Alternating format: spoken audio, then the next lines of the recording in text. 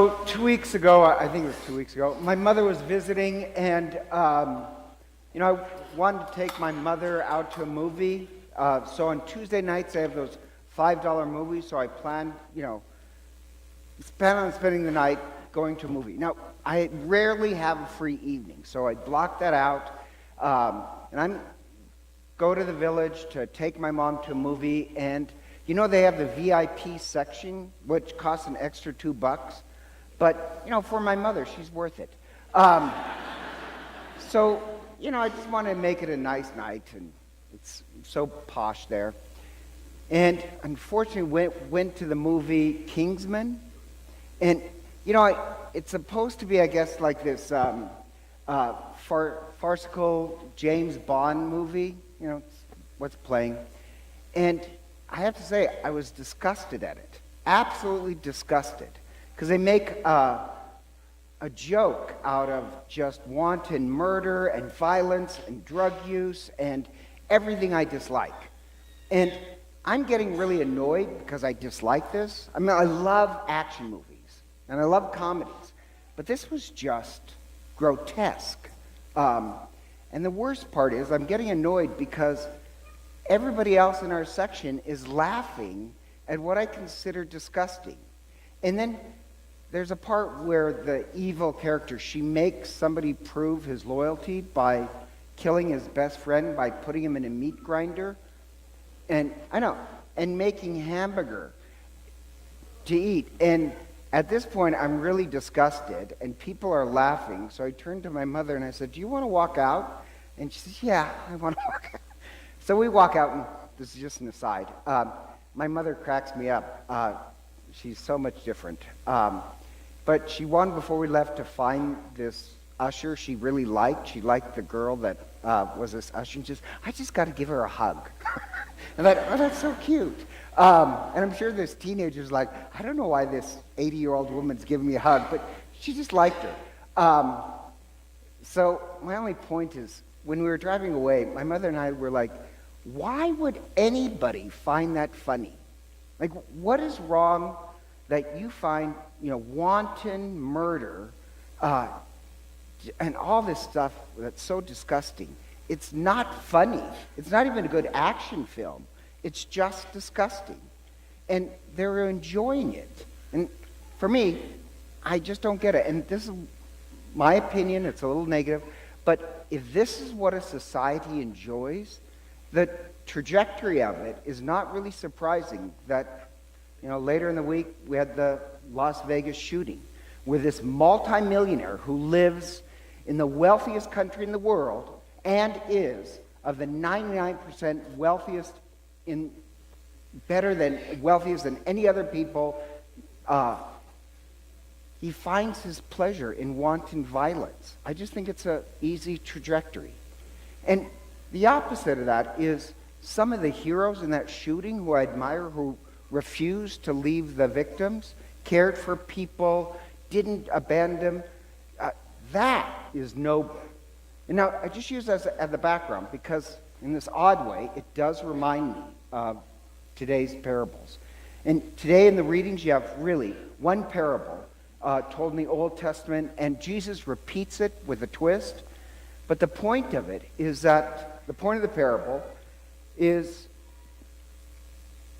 you get to make this wine, and you have to drink what you made. And let me explain. So the parable is, God creates this vineyard, and the vineyard is the earth, creation. God has done all the work, set up all the work, and then gives us this vineyard, the world, and we're the tenants. But in Matthew, Jesus makes a lot of business analogies. So we get this. God did all of this, and we're the tenants. It's God's property.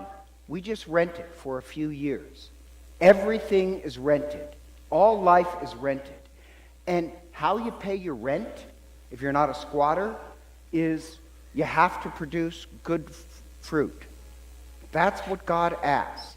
And the fruit, the grapes, in the Old Testament, it's clear in the Hebrew, where it makes this word play, that God is looking for good grapes. And it's the grapes of justice and compassion and right relationship. And he checks the vine, and what he finds is the grapes of bloodshed and pain. That's the grapes. And so in the readings, it'll say wild grapes. That's not what it says in the Greek and the Hebrew. There's good grapes, and then the word that's used is stinky grapes or sour grapes. And you use those grapes to make wine, and it's really more of a vinegar. So you have two choices. Your good works, it becomes, compassion, justice, bravery. All those things becomes this wine. And the wine, we get a drink, but we offer it to God. And the wine in the Bible, in case you didn't know, symbolizes love. So all these good works produces this wine, and we get to enjoy the wine. Or the grapes produce sour grapes, and it produces this vinegar, and you will have to drink that cup. Our society gets to choose. We get to choose what to do, what kind of work our grapes will turn out to be. But all life is rented. I love this analogy. And yes, this is the payment, is that we offer God a certain type of wine. And in the parable Jesus tells, he makes this twist. He says, the master of the vineyard sent servants, one after another, to warn people that you're not producing good fruit. And what they did is simply kill them. Now, those are the prophets, but in case you missed it, it's also us. We're the ones who are supposed to be awake enough to tell the world, we're not producing good grapes. And then finally, he sends his son, the divine. God comes to tell us that we're not making good grapes, to show us how. And they kill him. And the idea there is that the tenants, they're not really participating in life, they're killing life. And either you're producing life or killing life. And it's a parable about history, the prophets, the coming of Christ. But the parable is applicable today. It's timeless. It faces us that what are we going to do with our life? That in our life, we get to produce good fruit or bad fruit. And in the Gospel of Matthew, as I said, Jesus makes a business deal. You'll have to drink that wine.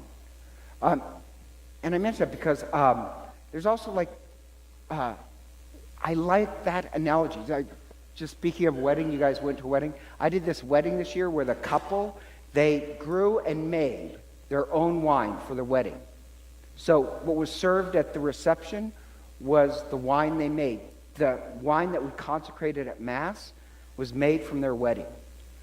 I like that's a great analogy of life. That's what we offer other people. And either it's rich wine that intoxicates the world with love, or it's bitterness that really makes this world just more hateful.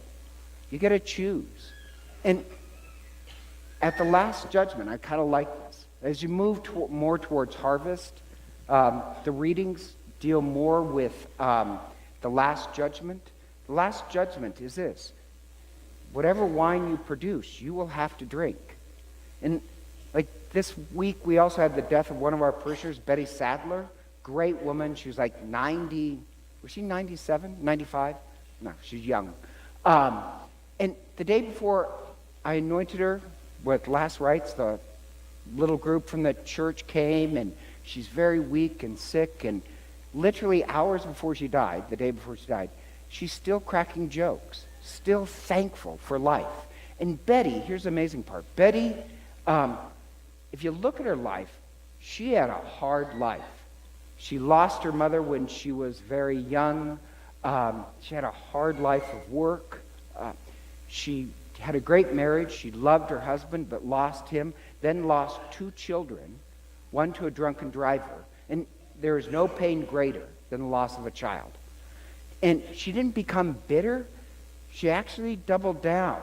And with the loss of her daughter, she died due to a drunken driver. She started really mad in Idaho, Mothers Against Drunk Driving. She wasn't angry or bitter, but she became this force of life for other people. her life produced this rich wine that really did produce a lot of love. So when we gather together today at Mass, what we're pledging is that we get to drink the wine that we make. We're pledging that our good works of courage and bravery and compassion, what we're going to offer God is the wine that we made. That's how we thank God for the gift of this vineyard. That's the rent that we pay. Our hope is just that it's very rich wine.